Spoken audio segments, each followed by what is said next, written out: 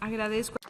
I thank Azerbaijan, and I now give the floor to Indonesia. Indonesia, you have the floor. Madam President, the Indonesian delegation is compelled to take the floor to exercise its right of reply to the statement made just now by the delegation of Vanuatu. Although being disguised with flowery human rights concern, Vanuatu's sole intention and action, I repeat, Vanuatu's sole intention and action are directly challenging the internationally agreed principles of friendly relations between state, sovereignty, and territorial integrity. In many instances, Vanuatu shows that they are supporting separatist movement. I wonder whether this is the way an internationally law-abiding country behaves. This inexcusable support to separatist individuals is clearly shown through the inclusion by Vanuatu of a number of persons with serious criminal records and separatist agenda in their delegation to the United Nations. Giving false dream and support to a group of individuals with separatist intention from a country that are far and clueless of what is happening in the provinces of a sovereign and independent country is against all honor and common decency, and has ill intention which is contrary to the principle of friendly relations among states.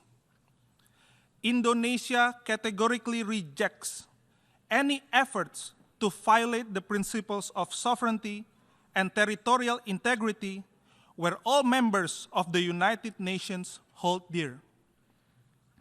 The people of Papua has once and for all reaffirmed that Papua is an irrevocable part of Indonesia since 1945. It has been confirmed by the United Nations and the international community for almost 50 years ago.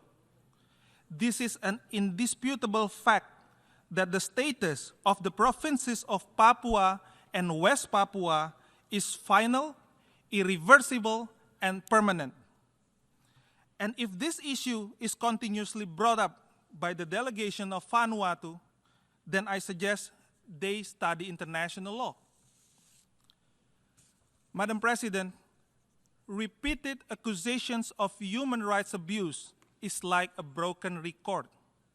We have a saying in our part of the world that before telling bad things unto others, look at the mirror. If you're concerned about human rights, why don't you start at home? And if your concern is supporting separatism, then you have crossed the red line and are violating the UN Charter. Madam President, in closing, respect for sovereignty and territorial integrity is the cardinal rule in the relation among nations and in the United Nations.